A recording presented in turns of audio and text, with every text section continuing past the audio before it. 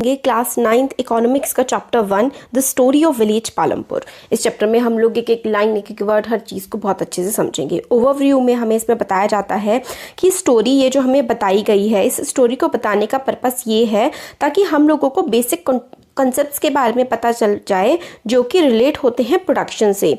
ठीक है, तो एक हाइपोथेटिकल मतलब ये विलेज एग्जिस्ट नहीं करता है, एक पालमपुर गांव का हम लोग लेकर के चलते हैं कि इस गांव में क्या क्या चीज़ें होंगी, उसके थ्रू हम बहुत सारी चीज़ें सीखेंगे।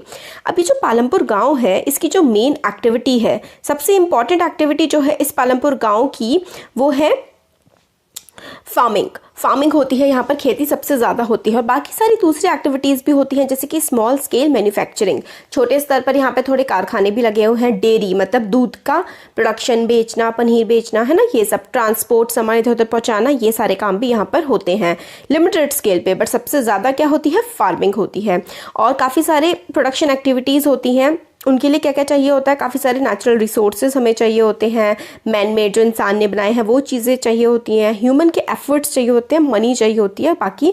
ठीक है, तो कोई भी चीज़ प्रोड्यूस करने के लिए, बनाने के लिए हमें बहुत सारे रिसोर्सेज की ज़रूरत पड़ती है। इन्हीं के बारे में हम इस चैप्टर में पढ़ेंगे और यही है कि इसी स्टोरी के थ्रू हम लोग पढ़ेंगे पूरे विलेज के बारे में और कैसे विलेज में काम होता है और क्या क्या हम इसे सीखेंगे।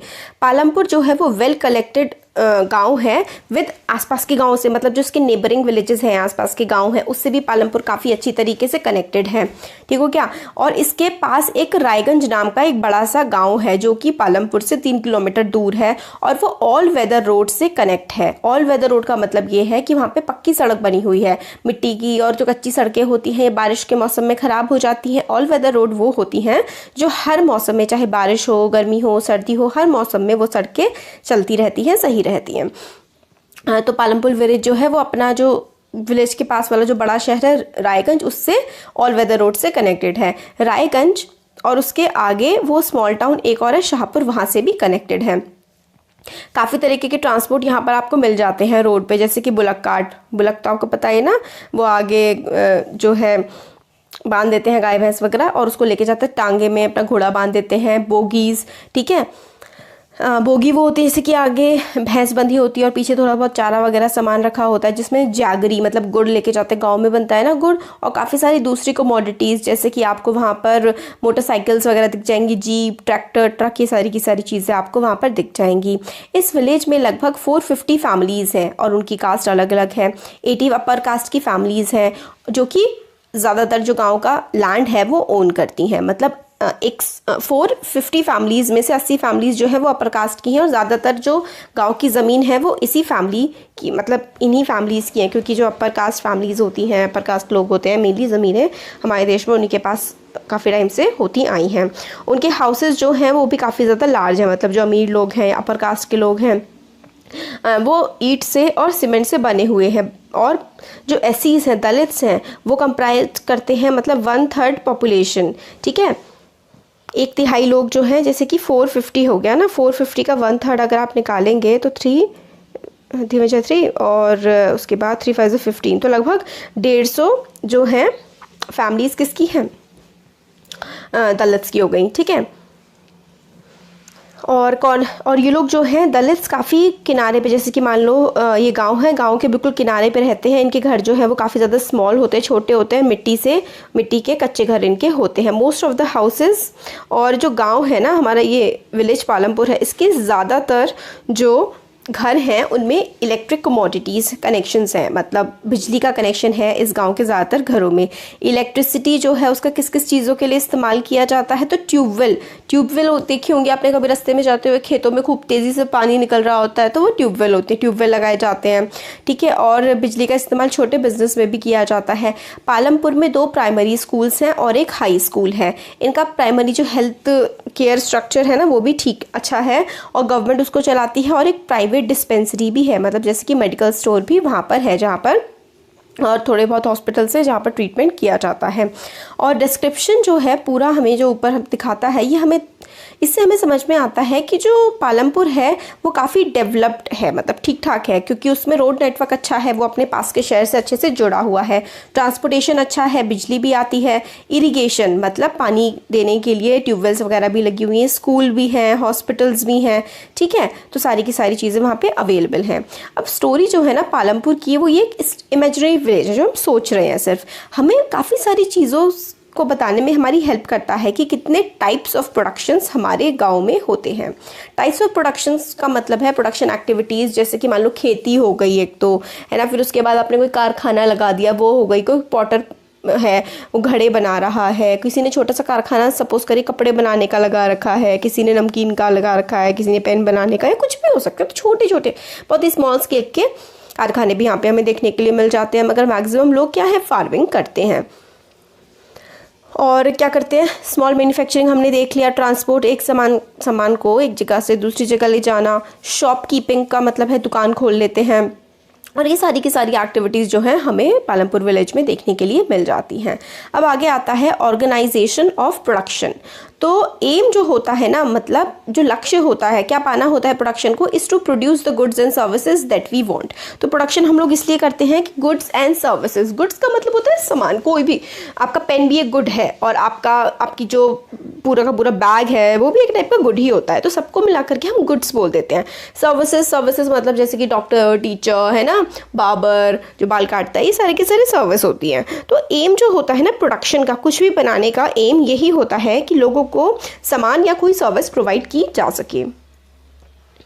तो अगर आपको कोई भी प्रोडक्शन करना है तो उसके लिए 4 चीज़ों की ज़रूरत होती है। पहली रिक्वायरमेंट जो है, सबसे पहले अगर आपको कोई भी चीज़ प्रोड्यूस करनी है तो उसके लिए सबसे पहली रिक्वायरमेंट होता है आपका लैंड, आपकी ज़मीन सबसे ज़्यादा ज़रूरी है, और काफ़ी सारे अदर रिसोर्सेज जैसे कि पानी हो गया, फॉरेस्ट हो गया, मिनरल्स हो गए, क्योंकि ज़मीन है, पानी तो चाहिए ही होता है, बेसिक नेसेसिटी है, पानी चाहिए होगा, फिर उसके बाद मिनरल्स चाहिए होंगे, क्योंकि अगर आपने कोई फैक्ट्री या कुछ भी लगाया है तो किसी चीज़ पे तो लगाएंगे। मिनरल्स का मतलब है जैसे कि सपोज करिए अगर आप लोगों ने आयरन स्मेल्टिंग की इंडस्ट्री लगाई है, आयरन स्मेल्टिंग मतलब लोहे को पिघला करके आप कोई और चीज़ उससे बनाते हैं, तो वो उसके लिए आपको क्या चाहिए, कार्बन चाहिए, उसके लिए आपको कोयला भी चाहिए जलाने के लिए, तो ये होती है हमारे मिनरल्स। तो पहली रिक्वायरमेंट हो गई लैंड, क्योंकि लैंड पर ही जो भी कुछ काम है आप वो कर सकते हैं। फिर हो गया लेबर, अब काम करने के लिए जो लोग होते हैं ना, जो पीपल होते हैं जो काम करते हैं, वो होता है लेबर। काफ़ी सारी प्रोडक्शन एक्टिविटीज़ होती हैं जिसमें हाईली एजुकेटेड वर्कर्स की ज़रूरत होती है, कि मतलब कुछ ऐसी एक्टिविटीज़ हैं कि काफ़ी पढ़े लिखे लोग ही वो काम कर पाते हैं, और काफ़ी सारी अदर एक्टिविटीज़ होती हैं जिसमें मैनुअल वर्क की ज़रूरत होती है, मतलब चीज़ों को उठाना, चीज़ों को रखना, संभालना, है ना, ये सारी चीज़ें मैनुअल वर्क होता है, जिसके लिए बहुत ज़्यादा दिमाग लगाने की ज़रूरत नहीं होती है। तो एक तो एजुकेटेड लेबर चाहिए होती है, और एक हमें अनएजुकेटेड मैनुअल वर्क करने के लिए भी मजदूर वगैरह भी चाहिए होते हैं। फिर थर्ड रिक्वायरमेंट होती है फिजिकल कैपिटल। फिजिकल कैपिटल होता है variety of inputs required at every stage during production. तो हर स्टेज जो होती है प्रोडक्शन की, सबसे पहले आप क्या करेंगे, आपको प्रोडक्शन करना है, आपको लैंड चाहिए होगा, फिर उसके बाद आप उसके ऊपर एक बिल्डिंग क्रिएट करेंगे, बिल्डिंग के अंदर किस किस चीज़ की ज़रूरत है। तो यही सारी की सारी फिजिकल रिक्वायरमेंट्स होती हैं, जैसे कि टूल्स हो गए, मशीन्स हो गए, और बिल्डिंग्स, ठीक है। फिजिकल रिक्वायरमेंट में जो चीज़ आप टच कर सकते हैं, जो चीज़ आप बना रहे हैं, वो आपकी फिजिकल रिक्वायरमेंट है। तो टूल मतलब जो औजार हो गए, मशीनें हो गई, सिंपल से सिंपल टूल से जो फार्मर का प्लो है, मतलब फार्मर का जो हल है, उससे लेकर के जनरेटर, टर्बाइन, कंप्यूटर्स, ये सारे के सारे टूल्स होते हैं, ठीक है। और इनको आप कई सालों तक इस्तेमाल कर सकते हैं, मतलब आपने आज इसको ख़रीदा है या फिर आज आपने इसको बनाया है, और कई सालों तक अगर आप इसको इस्तेमाल कर सकते हैं ना, तो इसको हम लोग फिजिकल कैपिटल कहते हैं। और फिजिकल कैपिटल के साथ साथ हम इसको फिक्स्ड कैपिटल भी कहते हैं। फिक्स्ड कैपिटल क्यों कहते हैं, क्योंकि इसका प्रोडक्शन कभी भी हुआ हो मगर आप इसको कई सालों तक इसका इस्तेमाल कर सकते हैं, इसलिए इसको हम फिक्स्ड कैपिटल भी कहते हैं। अब आगे आता है raw materials and money in hand. Raw materials और मनी, ठीक है। अब आप कोई प्रोडक्शन कर रहे हैं तो उसके लिए आपको रॉ मटेरियल चाहिए, कच्चा माल चाहिए, जैसे कि आपको लोहा बनाने के लिए कार्बन चाहिए होगा, और आपको कोल चाहिए होगा, फिर आयरन ओर चाहिए होगा, तो इसके रॉ मटेरियल हो गए। जैसे कि कपड़ा बनाने के लिए आपको रुई चाहिए होगी, और ये सब खरीदने के लिए आपको पैसा चाहिए होगा, ठीक है। तो फिजिकल कैपिटल में क्या क्या आ गया, फिजिकल कैपिटल में पहली चीज़ आ गई टूल्स, मशीन्स एंड बिल्डिंग्स। दूसरी चीज़ आ गई रॉ मटेरियल एंड मनी, ठीक है। तो वही है इसमें कि कोई पॉटर है तो उसको क्ले खरीदने के लिए पैसा चाहिए, कोई वीवर है कोई चीज़ बुनता है तो उसको यार्न धागा खरीदने के लिए पैसा चाहिए। तो रॉ मटेरियल मनी जो है ना आपके अगर हाथ में है तो इसको हम वर्किंग कैपिटल कहते हैं। तो टूल मशीन बिल्डिंग की तरह ये जो है हमेशा बनी नहीं रहती, मतलब आपने टूल मशीन्स वगैरह बना लिए तो आप उसका बार बार इस्तेमाल कर सकते हैं। मगर ये जो वर्किंग कैपिटल है ना ये तो रॉ मटेरियल है और ये तो पैसा है ना, रॉ मटेरियल मनी है, तो इनका इस्तेमाल आप एक ही बार कर सकते हैं। तो ये वाला जो हो गया फिजिकल कैपिटल में मेनली देखिए, फिजिकल कैपिटल जो था ना उसमें मेनली दो आते हैं, एक तो होता है फिक्स्ड कैपिटल और दूसरा होता है हमारा वर्किंग कैपिटल। फिक्स कैपिटल में जो चीज़ें परमानेंट रह सकती हैं, थोड़े टाइम के लिए रह सकती हैं, जैसे कि आपके टूल्स हो गए, बिल्डिंग्स वगैरह। वर्किंग कैपिटल में आता है रॉ मटेरियल और मनी। वर्किंग कैपिटल में रॉ मटेरियल और मनी आपकी आती है। अब एक और चौथी रिक्वायरमेंट भी होती है, वो होती है नॉलेज एंड एंटरप्राइज। तो चाहे आपके पास कोई भी चीज़ हो, आपके पास ऊपर की तीनों चीज़ें अवेलेबल हो, बट अगर आपके पास नॉलेज और एंटरप्राइज नहीं होगी तो देखिए फोर्थ रिक्वायरमेंट जो है वो होती है नॉलेज और एंटरप्राइज की। नॉलेज जो है वही, अगर आपके पास नॉलेज होगी तो ही ये जो ऊपर की सारी हमारी चीज़ें हैं, वर्किंग कैपिटल, फिक्स्ड कैपिटल और हमारी लेबर, लैंड, तभी इसका इस्तेमाल किया जाता है। तो ये नॉलेज एंड एंटरप्राइज ये काफ़ी ज़्यादा ज़रूरी होती है, ताकि जो फिजिकल कैपिटल है और आपका जो प्रोड्यूस है, जो आपका आउटपुट है, ठीक है, आप उसको अपने साथ रखना चाहते हैं, सेल करना चाहते हैं, इसके लिए ये फोर्थ जो है इसकी रिक्वायरमेंट काफ़ी ज़्यादा होती है। These days is called human capital. ठीक है, तो ह्यूमन कैपिटल क्या होता है, ह्यूमन कैपिटल के बारे में हम लोग नेक्स्ट चैप्टर में काफ़ी अच्छे से पढ़ेंगे। तो सिंपल सी बात है, देखिए ह्यूमन का मतलब इंसान, कैपिटल का मतलब जिस चीज़ का आप यूज़ कर सकते हैं फर्दर गेन्स के लिए। तो ये सारा का सारा लैंड हो गया, लेबर हो गया, ये सारा का सारा कौन यूज़ कर रहा है इसका, एक ह्यूमन ही तो कर रहा है। ह्यूमन है तो ही तो सारे के सारे मिनरल्स हैं, कोई सा भी मिनरल है, जैसे कि आप डायमंड कह लीजिए, सोना कह लीजिए, और कोई सा भी कोल हो गया, मैंगनीज, सारे के सारे मिनरल्स यूज़फुल कैसे हैं, क्योंकि ह्यूमंस उसको यूज़ कर रहे हैं।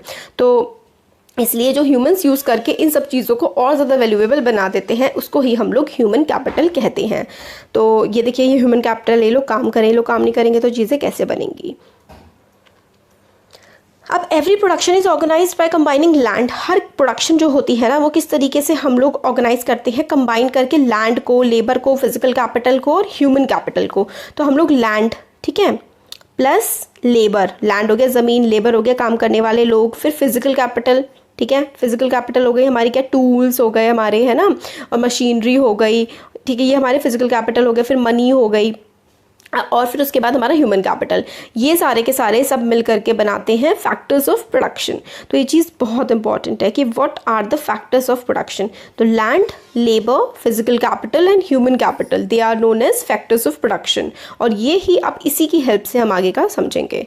अब फार्मिंग इन पालमपुर, अब फार्मिंग किस पर की जाती है, ज़मीन पर की जाती है। तो land is fixed, land is the main production activity, मतलब फार्मिंग जो है वो लैंड की हेल्प से सबसे ज़्यादा इंपॉर्टेंट एक्टिविटी है पालमपुर में।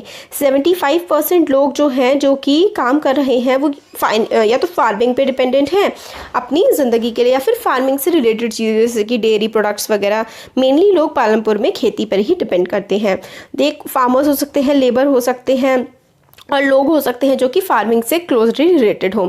बट हम लोग को याद रखना है कि basic constraint in raising farm production, मतलब कुछ दिक्कतें भी होती हैं, जैसे कि land area under cultivation is practically fixed. मतलब 1960s के बाद से ना लैंड जो है ना वो खेती के लिए बिल्कुल भी बढ़ा नहीं है। एक तरीके से लैंड जो है ना वो फिक्स हो गया है, बिल्कुल भी उसमें कोई भी इंक्रीमेंट नहीं आया है। कल्टीवेशन जितना पहले हो रहा था 1960s से, उतना ही मतलब ज़मीन बिल्कुल नहीं आगे बढ़ पाई है। Then by then some of the wasteland in the village. Wasteland, ये टर्म क्या होता है, वेस्टलैंड का मतलब होता है खाली जगह जिसका पहले बिल्कुल भी इस्तेमाल नहीं किया जा रहा था, अब आपने उसको कल्टीवेबल लैंड में डेवलप कर दिया है। वेस्टलैंड था मतलब वेस्ट था, कुछ यूज़ नहीं हो रहा था, कल्टीवेबल लैंड में डेवलप कर दिया है का मतलब होता है कि अब उस पर खेती की जा सकती है, इस तरीके से उसको बना दिया गया है।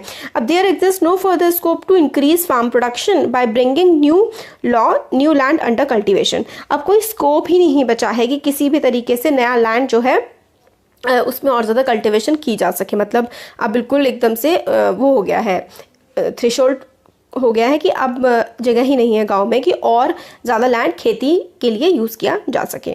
तो देखिए इसमें हमें बताते हैं कि स्टैंडर्ड यूनिट जो होती है ना लैंड को मेजर करने की, वो हेक्टेयर होती है। बट हमारे देशों में, जैसे हमारे देश में अलग अलग गाँव में बीघा और गोटा वगैरह इसका इस्तेमाल किया जाता है। तो 1 hectare equals the area of a square with 1 side measuring 100 metre. तो एक साइड 100 मीटर है, ठीक है, पर 100 मीटर के हिसाब से हम लोग हेक्टेयर को नापते हैं। इतना इंपॉर्टेंट है आपके लिए। अभी आता है, is there a way one can grow more from same land. क्या कोई तरीका है कि हम सेम लैंड से, मतलब हम लोगों का लैंड नहीं बदल रहा है बट हम सेम लैंड से ज़्यादा फसल उगा सकते हैं? तो बिल्कुल सही बात, बिल्कुल ऐसा हम कर सकते हैं। काफ़ी सारी क्रॉप्स जो हैं वो ग्रो होती हैं और फैसिलिटीज़ अवेलेबल है पालमपुर में, जो कि वुड रिजेंबल अ विलेज। मतलब ये जो हम बात कर रहे हैं इस तरीके की फैसिलिटीज़, और ये जो है वेस्टर्न पार्ट जो है ना यूपी का, उससे मैच करता है। सारा का सारा जो लैंड है उस पर कल्टीवेशन होता है, मतलब जितना भी लैंड अवेलेबल है सब पे कल्टीवेशन किया जाता है खेती के लिए। जो भी लैंड है घर वर को छोड़ के खेती के जो है उसमें उनको कभी खाली नहीं छोड़ते, हमेशा कल्टीवेशन होता रहता है। No land is left idle, खाली कोई भी ज़मीन नहीं छोड़ी जाती। रेनी सीजन जो होता है जिसको हम लोग खारिफ बोलते हैं, वेरी इंपॉर्टेंट, याद कर लीजिए, अगले साल भी काम आएगा 10th में। जो रेनी सीजन होता है जिसको हम लोग खरीफ बोलते हैं, फार्मर्स उसमें क्या को ग्रो करते हैं, ज्वार और बाजरा। तो खरीफ सीजन में यहाँ पर क्या उगाया जाता है, ज्वार बाजरा। और ये जो प्लांट्स हैं ये कैटल फीड, मतलब जानवरों के खाने के लिए ये उगाए जाते हैं। Followed by the cultivation of potato, फिर पोटैटो उगाया जाता है अक्टूबर दिसंबर में। और विंटर सीजन राबी में fields are sown with wheat. और विंटर सीजन में क्या उगाया जाता है, विंटर सीजन में उगाया जाता है राइस, ठीक है, सॉरी विंटर सीजन में तो वीट उगता है क्योंकि वीट को कम पानी चाहिए होता है, ठंडी मौसम चाहिए होता है। हाँ, तो विंटर में वीट उगाया जाता है, अक्टूबर और दिसंबर वाले टाइम में पटेटोज उगाए जाते हैं, और जो खारिफ रेनी सीजन होता है उसमें ज्वार बाजरा उगाया जाता है। अब आगे है, from wheat produced farmers enough money. जो वीट उगाते हैं ना, जो गेहूं उगाते हैं, उससे फार्मर को अच्छा खासा पैसा मिल जाता है। वो जो एक्स्ट्रा मतलब कुछ अपने फैमिली के लिए रख लेता है। और जो सरप्लस होता है, सरप्लस जो है ये वर्ड, इसका मतलब होता है एक्स्ट्रा, कह सकते हैं आप इसको, एक्स्ट्रा, या फिर जो चीज़ ज़्यादा होती है ना उसको फिर बेच दिया जाता है, और इससे जो है उनका अपना अच्छा खासा खर्चा चल जाता है। A part of land area is also devoted to sugarcane. और कुछ पार्ट जो है लैंड का वो शुगर केन की भी उसमें खेती की जाती है, जो कि साल में एक बार, पूरे साल शुगर केन जो है ना वो पूरे साल उगती है और फिर एक बार उसकी कटाई होती है। मतलब वो ईयरली फसल है। बाकी सारी फसलें जो है वो 3-4 महीने में उग के कट जाती है, बट शुगर केन को पूरा एक साल लगता है। शुगर केन से काफ़ी सारी चीज़ें बनाई जाती हैं, जैसे कि जो गुड़ है, चीनी हो गई, ये सब शुगर केन से ही बनता है। और ये यहाँ पे पालमपुर में शाहपुर के ट्रेडर्स को ये लोग बेचते हैं। मेन रीज़न जो है, farmers are able to grow 3 crops in a year. Main reason कि फार्मर्स 3 फसलें एक ही साल में उगा पा रहे हैं, इसका ये कारण है कि well developed system of irrigation का जो सिस्टम है ना पालमपुर में, वो काफ़ी ज़्यादा डेवलप्ड है। इस वजह से इरिगेशन मतलब वो अच्छी सिंचाई दे पाते हैं अपने पौधों को, तो साल में 3 फसलें वो उगा पा रहे हैं। इलेक्ट्रिसिटी भी पालमपुर में आ गई है, इसकी वजह से इरिगेशन अच्छे से हो पाता है। पर्शियन व्हील्स पहले इस्तेमाल किया जाता था। पर्शियन व्हील आप लोगों ने ना, हाँ, 7th क्लास में हिस्ट्री की बुक में है पर्शियन व्हील की। यहाँ से उसको एक ऐसा बड़ा सा व्हील सा होता था और उसकी हेल्प से ना पानी निकाला जाता था। अब लोगों ने इलेक्ट्रिक रन ट्यूबवेल जो है वो काफ़ी ज़्यादा एरिया को बहुत अच्छे से कर सकते हैं, सिंचाई कर सकते हैं। तो गवर्नमेंट ने काफ़ी सारे ट्यूबवेल्स इंस्टॉल करे थे, फिर लोगों ने खुद भी काफ़ी सारे प्राइवेट ट्यूबवेल अपने इंस्टॉल कर लिए हैं। काफ़ी बड़ा एरिया इससे इरिगेट हो जाता है। बट यही है कि काफ़ी सारा हमारे देश में ऐसा भी एरिया है जो आज भी सिर्फ और सिर्फ रिवर पे डिपेंड करता है, और लगभग सिर्फ 40%, मतलब अगर टोटल हम लैंड एरिया जिस पे खेती की जा सकती है उसको 100 मान लें, तो सिर्फ 40% एरिया ही आज भी इरिगेटेड है। मतलब आज भी ट्यूबवेल्स वहाँ पे लगी हुई हैं, बाकी 60% एरिया तो रेन फेड ही है। जब बारिश पड़ती है तो तभी उग पाती है वहाँ फसल। तो अब एक और टर्म आता है हमारा यहाँ पर, multiple cropping. This is very important. अगर to grow more than 1 crop on a piece of land during the year is known as multiple cropping. तो अगर आप एक साल में एक से ज़्यादा फसल उगा रहे हैं किसी लैंड पर, एक ही लैंड है, सेम लैंड पर अगर आप एक साल में एक से ज़्यादा फसल उगा रहे हैं तो उस चीज़ को आप मल्टीपल क्रॉपिंग बोलेंगे। ठीक है, ये मोस्ट कॉमन वे है जिससे फार्मर की इनकम को अच्छे से बढ़ाया जा सकता है। अब पालमपुर में वही हम लोगों ने देखा था कि काफ़ी ज़्यादा एक साल में 3 फसलें तो उगाई जाती ही हैं, तो वहाँ पर क्या हो रही है, वहाँ पर हो रही है मल्टीपल फार्मिंग। तो पालमपुर के सारे किसान कम से कम 2 क्रॉप्स तो उगाते ही हैं और लगभग 15 साल से वहाँ पे 3 फसलें उगाई जा रही हैं, जिसमें एक फसल है पटेटो। अब ये आता है इसमें, ये एग्रीकल्चर के बारे में है, इतना इम्पोर्टेंट नहीं है कि किस तरीके से आप लोग इरिगेशन का एरिया बढ़ा सकते हैं पालमपुर विलेज में, तो इतना वो नहीं है। ये बहुत इंपॉर्टेंट है, देखिए यहाँ से आप किस तरीके से प्रोडक्शन को और ज़्यादा इंक्रीज़ कर सकते हैं। एक तो आपने देख लिया इरिगेशन करके, फिर उसके बाद इरिगेशन अगर पॉसिबल होगा तो आप 2 से 3 फसलें लगा सकते हैं। एक ही साल में एक एक खेत में 3-3 फसलें लगाई जा सकती हैं, जिसको मल्टीपल क्रॉपिंग कहते हैं। अदर वे है कि मॉडर्न टेक्नोलॉजी का यूज़ किया जाए। तो मॉडर्न टेक्नोलॉजी में क्या क्या आता है आपको ये रट लेना है, बहुत इंपॉर्टेंट है, एग्जाम में पक्का आना है। मतलब आप सोच लीजिए कि ऐसा हो ही नहीं सकता है कि आपसे ना पूछा जाए कि मॉडर्न मेथड्स क्या हैं फार्मिंग के, क्या क्या यूज़ होता है प्रोडक्शन को बढ़ाने के लिए। तो HYV सीड्स, इसको हम बोलते हैं हाई यील्ड वैरायटी सीड्स। फिर आते हैं फर्टिलाइजर्स, फिर आते हैं पेस्टिसाइड्स, फिर डैम्स बना दिए गए हैं, इरिगेशन होता है, कैनाल से पानी आता है, पंप सेट्स लगाए गए हैं, फार्म मशीनरी, ट्रैक्टर का इस्तेमाल होता है। ठीक है, तो ये सारी की सारी चीज़ें आपको ज़रूर लिखनी है मॉडर्न फार्मिंग में। HYV सीड्स हो गए, ठीक है, फर्टिलाइजर्स हो गए, पेस्टिसाइड्स हो गए, इरिगेशन हो गई, ठीक है, इन सब चीज़ों का इस्तेमाल काफ़ी ज़्यादा किया जाता है ईल्ड को बढ़ाने के लिए। ईल्ड का मतलब होता है उपज, जितनी ज़्यादा मतलब जैसे सही मात्रा में इन चीज़ों का इस्तेमाल किया जाएगा HYV वगैरह का, तो ईल्ड काफ़ी ज़्यादा बढ़ जाती है, ज़्यादा फसल उगती है।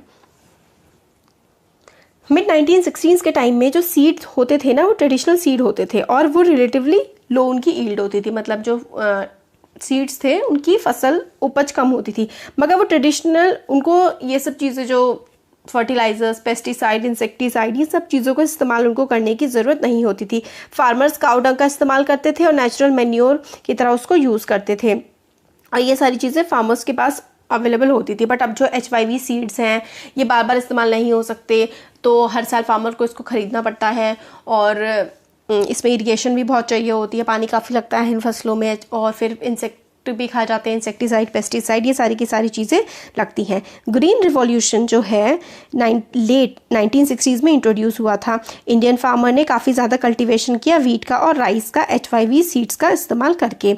कंपेयर टू ट्रेडिशनल सीड्स, ये HYV सीड्स जो थे ना, इन्होंने काफ़ी ज़्यादा जो है प्रोडक्शन को, मतलब जो ये खेती बाड़ी में प्रोडक्शन होती थी ना, इसको काफ़ी ज़्यादा बढ़ा दिया। सेम पीस ऑफ लैंड अब बहुत ज़्यादा जो है फसल देने लगा। और HYV सीड्स जो है काफ़ी ज़्यादा, इनको केमिकल फर्टिलाइज़र भी चाहिए होते हैं और पानी भी इनको काफ़ी ज़्यादा चाहिए होता है, और पेस्टिसाइड्स में का भी इसमें इस्तेमाल किया जाता है ताकि अच्छे रिजल्ट आ सके। हायर ईल्ड जो है were possible only from a combination of HYV seeds, irrigation, chemical fertiliser, pesticide etcetera. तो आप ये सारी की सारी चीज़ें डालेंगे ना, तो ही हायर ईल्ड्स आपकी आ सकती हैं, वरना नहीं आएंगी। तो पंजाब हो गया, हरियाणा हो गया, वेस्टर्न उत्तर प्रदेश में ये सबसे पहले ट्राई किया गया था, इसलिए ही आज वहाँ के किसान काफ़ी अमीर हैं। फार्मर्स इन रीजन्स के ट्यूबवेल उन्होंने इस्तेमाल किया इरीगेशन के लिए, HYV सीड्स यूज़ करे, केमिकल फर्टिलाइजर, पेस्टिसाइड्स, और सम ऑफ देम उन्होंने मशीनें खरीद ली, ट्रैक्टर खरीद लिए, वो अपने खेतों की जुताई करते थे। हार्वेस्टिंग के लिए हार्वेस्टर्स खरीद लिए, कटाई भी आराम से कर लेते थे, और इससे उनकी ईल्ड काफ़ी ज़्यादा अच्छी हुई। पालमपुर जो है उसकी भी ईल्ड जो है ना, yield of wheat grown from the traditional variety is what 1300 kg। तो अगर ट्रेडिशनल वैरायटी जो है देश में वैसे पहले से पाई जाती थी, उसमें 1300 kg जो है 1 हेक्टेयर में प्रोड्यूस होता है, और HYV सीड के साथ 3200 kg पर हेक्टेयर होता है, तो काफ़ी ज़्यादा हो गया है। बट आप ये भी तो देखिए, खैर अभी इनकी बुराई बाद में करेंगे, पहले अच्छा यही देख लेते हैं। तो काफ़ी ज़्यादा इंक्रीज़ हुआ प्रोडक्शन में फार्मर्स की, और इससे फार्मर्स को काफ़ी ज़्यादा प्रॉफिट हुआ, क्योंकि उन्होंने काफ़ी ज़्यादा बेचा तो काफ़ी ज़्यादा उनको प्रॉफिट हुआ। अब ये आगे आते हैं, विल द लैंड सस्टेन। अब हम लोगों ने देख लिया कि किस तरीके से फार्मिंग को हम आगे बढ़ा सकते हैं, बट अगर अब हम लोग देखें विल द लैंड सस्टेन, क्या लैंड इस चीज़ को झेल पाया? Land being a natural resource, land जो है वो तो एक नेचुरल रिसोर्स है, और उसको हम लोग बहुत ही ध्यान से हमें इसका इस्तेमाल करना चाहिए। साइंटिफिक रिपोर्ट हमें बताती हैं कि फार्मिंग मेथड की हेल्प से हम लोगों ने इसको काफ़ी ज़्यादा ओवर यूज़ कर लिया है काफ़ी सालों से, जब से ग्रीन रिवॉल्यूशन चल रहा है 1960s के टाइम से। 50 मतलब कितने 70 साल, मतलब 60s से लेकर के अभी तक का अगर हम लोग हिसाब देखें तो कितना ज़्यादा समय हमें हो गया है, 50-60 साल लगभग पूरे पूरे मान लीजिए। तो इसकी वजह से क्या होता है, जब हम बहुत ज़्यादा HYV सीड्स का इस्तेमाल करते हैं, पेस्टिसाइड्स का इस्तेमाल करते हैं, हर्बिसाइड्स का इस्तेमाल करते हैं ना, तो सॉइल की जो फर्टिलिटी होती है ना वो ख़त्म होने लगती है। और बहुत ज़्यादा जब केमिकल फर्टिलाइजर्स का इस्तेमाल होता है और बहुत ही ज़्यादा इरीगेशन की वजह से ग्राउंड वाटर टेबल जो है ट्यूबवेल के इस्तेमाल से काफ़ी ज़्यादा ख़त्म होती जा रही है और हमारे रिसोर्सेज ख़राब हो रहे हैं, रिसोर्स को, एनवायरनमेंट को नुकसान पहुंच रहा है। तो मिट्टी, सॉइल ख़राब हो रही है, ठीक है। फिर उसके बाद ज़मीन में से इतना ज़्यादा ट्यूबवेल की हेल्प से पानी निकल रहा है तो वाटर की कमी हो रही है, डिप्लीशन हो रहा है वाटर का, सॉइल फर्टिलिटी और ग्राउंड वाटर जो है वो काफ़ी ज़्यादा ख़राब हो गए हैं। और एक बार अगर डिस्ट्रॉय कर दिया हमने इनको बिल्कुल पूरी तरीके से, तो इनको वापस सही करना बहुत ज़्यादा हमारे लिए मुश्किल हो जाएगा। इसलिए हम लोगों को ज़रूरी है कि हम लोगों को एग्रीकल्चर की डेवलपमेंट थोड़ी सस्टेनेबल वे में करनी चाहिए ताकि वो फ्यूचर में भी सही तरीके से काम आ सके। अब वही इसमें बताया गया है, सिस्टर एक्टिविटीज़ वगैरह ये सब इंपॉर्टेंट नहीं है इतना। तो chemical fertilisers provide minerals, chemical fertilisers जो होते हैं जो कि लैब्स वगैरह में बनते हैं वो मिनरल्स प्रोवाइड करते हैं और वो वाटर में घुल जाते हैं और एकदम से प्लांट को अवेलेबल हो जाते हैं। But these may not be retained, उनको बिल्कुल बहुत ज़्यादा लंबे समय तक ये केमिकल फर्टिलाइजर्स को सॉइल में नहीं रहना चाहिए, क्योंकि और रहते भी नहीं है, वो बाहर निकल जाते हैं, ग्राउंड वाटर में आ जाते हैं, हमारे पीने के पानी में आ जाते हैं, हमारे पीने के पानी को बहुत ज़्यादा ख़राब कर देते हैं, रिवर्स में पहुंच जाते हैं, लेक्स में पहुंच जाते हैं। केमिकल फर्टिलाइजर्स ऐसे बैक्टीरियाज को भी किल कर देते हैं जो सॉइल के लिए काफ़ी ज़्यादा ज़रूरी होते हैं।